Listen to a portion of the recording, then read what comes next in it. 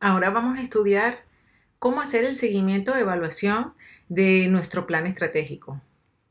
Primero que todo, debemos saber que el seguimiento y la evaluación es muy importante, pero es un trabajo continuo, que incluso se inicia con el mismo desarrollo del proyecto y por supuesto con su implementación. Lo que nos permite hacer el seguimiento de lo que estamos haciendo es poder entender si vamos en el camino correcto y si hay que ajustar alguna cosa o replanificar o incluso regresar otra vez a los objetivos o a las líneas estratégicas y ver si hay que redefinirlas, ¿ok? De todas maneras, este también es un ámbito en el que seguramente cualquier entidad no lucrativa tiene mucha experiencia porque trabajamos con proyectos y sabemos muy bien que los proyectos de impacto social que realizamos debemos hacerlos a través de la monitorización del cumplimiento de cada una de las acciones y de los objetivos finales. Es decir, suele ser algo muy familiar para las organizaciones del tercer sector, todo lo que tiene que ver con el seguimiento de evaluación de proyectos sociales. En este caso hablaríamos del plan estratégico. ¿Vale? Primero que todo, quiero que tengamos una visión clara de lo que es el plan estratégico y su ejecución. Ya una vez que hemos recorrido todo lo que es el diseño básico a través del análisis interno, externo, análisis de los actores clave, la realización de un DAFO, se supone que a partir de todo eso debemos obtener lo que serían las líneas estratégicas sobre las cuales vamos a trabajar en nuestra entidad. Hemos dicho que se recomienda entre de 2 a 3 años la realización de un plan estratégico para que dé suficiente tiempo de alcanzar los objetivos planteados. Y estos objetivos pues han de estar inmersos dentro de lo que serían estas grandes líneas estratégicas. A partir de las líneas estratégicas definimos una serie de objetivos correspondiente a cada línea estratégica. A partir de ahí desarrollamos las distintas acciones necesarias para alcanzar este objetivo y obviamente vamos a organizar este conjunto de acciones que vamos a llevar a cabo a través de un cronograma. ¿Vale?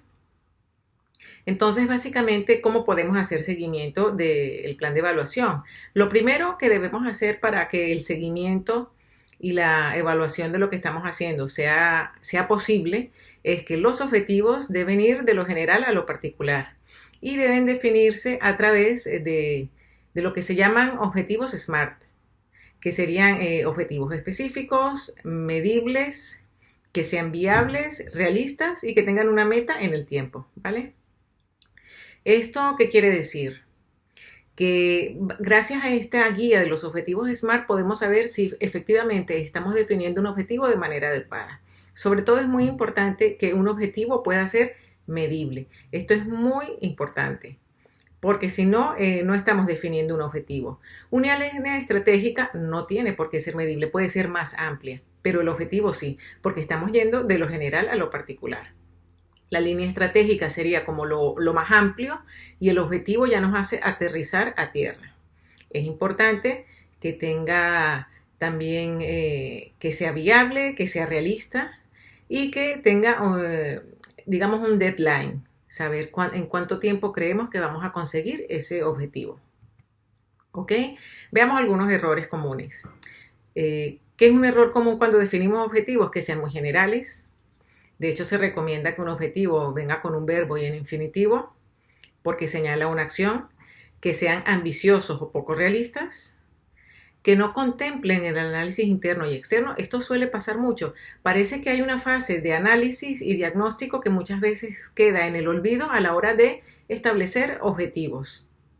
Esto a veces pasa porque ya tenemos unos objetivos predeterminados y ignoramos, por tanto, lo que nos dice el análisis interno-externo. No, esto es muy importante, entender que toda esta parte de la estrategia, líneas estratégicas y objetivos debe salir de lo que hemos hecho en el trabajo anterior, del análisis y diagnóstico, tanto interno como externo. Y otro error que tiene que ver con el no aprovechar el análisis interno y externo es no aprovechar el capital social. ¿Qué es el capital social? Bueno, con esto me refiero a los stakeholders o a los aliados claves. O actores claves. ¿Por qué? Porque esto nos va a señalar los caminos para realmente conseguir realizar los objetivos planteados. Si tenemos una serie de actores que nos pueden beneficiar, que nos pueden ayudar en base a la relación que tenemos con ellos, esto va a ser fundamental para definir la estrategia. Otro tema muy importante que cuando definimos objetivos es que abarcamos muchas acciones y no acordes a los recursos disponibles, o incluso confundimos acciones que ya es excesivamente concreto con objetivos, ¿vale? Entonces vamos a regresar otra vez a la línea estratégica y cómo de aquí saldría el objetivo. Y lo vamos a hacer a través de un ejemplo. En este caso es el Plan Estratégico de Esclerosis Múltiple Cantabria. Hay otros planes estratégicos que podemos conseguir en la web y nos pueden orientar, y esto nos puede ayudar un poco a ver el trabajo realizado y recorrido por otras entidades, y al final es hacer como un benchmark de distintos planes estratégicos para ver la metodología. Es algo que un poco ya hemos estudiado en otras ocasiones. Entonces aquí tenemos, por ejemplo, que en este plan se hacen se determinan 4 líneas estratégicas, ¿vale? Estas líneas estratégicas son las, digamos, lo que cubren toda la complejidad de lo que va a ser la planificación de lo que quieren para los siguientes años esta entidad para llevar a cabo la misión y visión. Veamos, por ejemplo, cómo definen la promoción de un modelo de organización participativo. ¿Vale? Ahora, ya hemos visto la línea estratégica, que es esta promoción de un modelo de organización participativo, y a partir de aquí se enuncia un objetivo: fomentar la participación de los socios y socias en la consecución de las metas de la entidad, ¿vale? Aquí tenemos ya un objetivo definido. A partir de estos objetivos vamos a desgranarlo y lo vamos a llevar a distintas acciones, o sea, es decir, qué tienen que hacer determinadas personas para llevar a cabo este objetivo de fomentar la participación. Por ejemplo, divulgar entre los socios y socias la posibilidad de participar en las comisiones de trabajo, crear reuniones de trabajo participativas, crear un blog, etc. Como vemos, todas estas acciones tienen además un resultado: que 5 socios participen en las comisiones, y el indicador número de socios en comisiones, ¿vale? Entonces, aquí tenemos un objetivo, aquí tenemos un conjunto de acciones y aquí tenemos los indicadores. ¿Esto qué es lo que nos permite? Llevar a cabo un análisis constante de si se está realizando lo que hemos dicho que queremos realizar en base a las líneas estratégicas y los objetivos, y de tomar correctivos si esto no ha pasado. En todo caso, aquí se puede además luego agregar en el cronograma de trabajo unos tiempos determinados para ir consiguiendo estas actividades, ¿vale? Entonces, es básico para todo lo que tiene que ver con el seguimiento y la evaluación elaborar un sistema de captación de datos para ser comparados con los objetivos, que es lo que hemos ilustrado con este ejemplo previamente mostrado. Y luego tenemos que además entender cómo y dónde se van a obtener estos datos. Por tanto, establecer los indicadores de gestión es básico. Debemos saber cuáles son aquellos indicadores que nos permiten saber si estamos alcanzando los objetivos y si estamos alcanzando las distintas actividades determinadas para ese objetivo. Por otro lado, tenemos que establecer procedimientos para la puesta en marcha de las acciones correctoras. Es decir, si vemos que hay un objetivo que no se está alcanzando, ¿cuáles son esos baremos para determinar que un objetivo no se alcanza? Y entonces, a partir de ahí, ¿qué hacemos? Si una reunión de emergencia, si hacemos una reevaluación del objetivo, si nos reunimos con X de departamentos. De hecho, dentro de del mismo desarrollo del plan estratégico, podemos marcar fases de evaluación global del proyecto. Y además, primero tiene que haber una evaluación constante, un seguimiento constante, y luego unos momentos determinados donde se debe hacer una evaluación más global.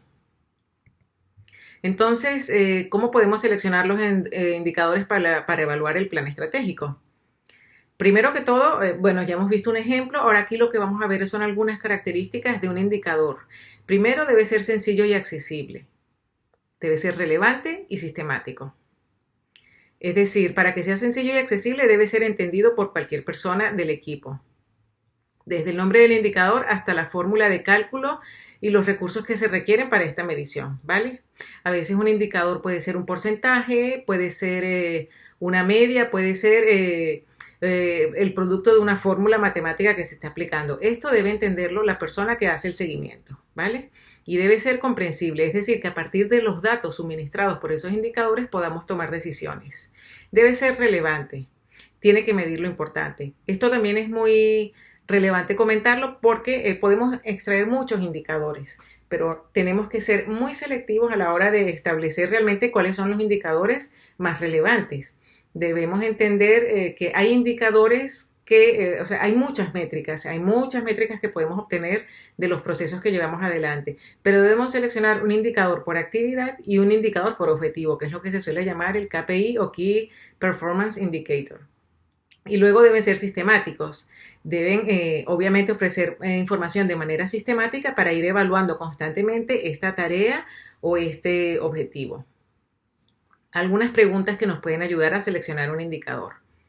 Que sean precisos, es decir, que expresen de forma clara qué es lo que se quiere medir, que sea monitorizable, por tanto, que nos permita establecer una monitorización constante de esta tarea, que sea disponible. Esto también, aunque parece baladí, es muy importante.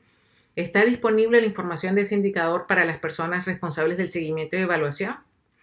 Debe ser confiable. Debemos saber de dónde proviene el dato. Y usabilidad. El indicador es relevante en función de lo que se quiere medir. Esto tiene que ver mucho con que hay muchas métricas, pero debemos seleccionar realmente aquellas que son más relevantes. Entonces, bueno, de los indicadores ya sabemos que podemos tener indicadores cuantitativos e indicadores cualitativos en función de las actividades que vayamos a realizar. Por ejemplo, si queremos medir el grado de satisfacción de los usuarios, esto sería un indicador cualitativo que es muy importante y se complementa con los cuantitativos. Los cuantitativos nos hablan de números, de cifras y datos. En este caso, como podemos decir, número de intervenciones realizadas, personas atendidas, número de personas matriculadas a X curso de formación, de manera que podemos combinar en función de las actividades y en función de nuestro objetivo principal, indicadores cuantitativos y cualitativos. También tenemos indicadores de impacto que se enfocan en medir el cambio o comportamiento generado luego de realizada una intervención o luego de realizado o ejecutado un proyecto de intervención. Luego indicadores de resultado. Si nos dicen si el objetivo se alcanzó o no. Este indicador de resultado es lo que conocemos como el KPI o Key Process Indicator. Es decir, nosotros por cada objetivo podemos tener un indicador clave. Este indicador clave sería ya el de resultado porque obviamente deberemos realizar toda la serie de acciones que hemos propuesto para llegar a cabo, para poder llegar a ese objetivo.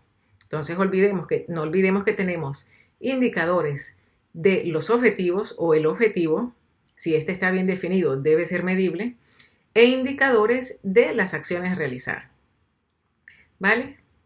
Entonces aquí hay otro ejemplo interesante para ilustrar un poco lo que hemos estado viendo. Tenemos como ejemplo aquí lo que serían las líneas estratégicas de un plan de una ONG X. Tenemos los objetivos y los indicadores. Tenemos 6 líneas estratégicas. Profesionalización de la ONG, comunicación, mejora de la gestión del voluntario, fortalecer la autonomía y sostenibilidad financiera, apostar por proyectos útiles e innovadores, incentivar cultura de la innovación. Vale. En este caso, el objetivo para la línea estratégica 4 sería fortalecer nuestra capacidad de financiación desarrollando e implementando un plan de fundraising a 3 años. Fomentar sinergias y apoyo de donantes claves. Ok, este sería el objetivo. De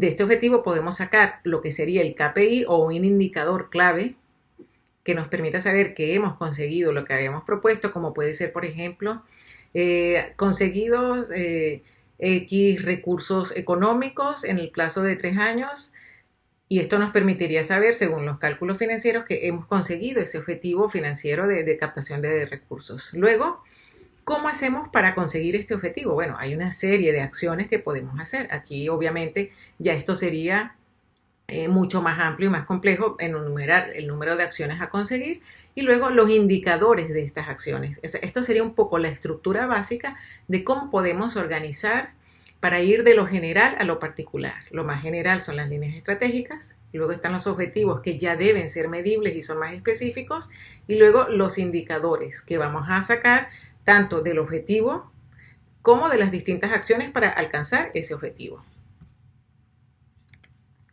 Y entonces todo esto que hemos visto se debería incluir en un cronograma de acción, que sería la hoja de ruta para ir realizando todo este plan. Aquí tenemos nuevamente como ejemplo el que hemos mencionado anteriormente, promoción de un modelo de organización participativo, aquí estarían las acciones y aquí cómo se va a realizar anualmente. Realmente esto también lo podemos desgranar por meses, ¿vale?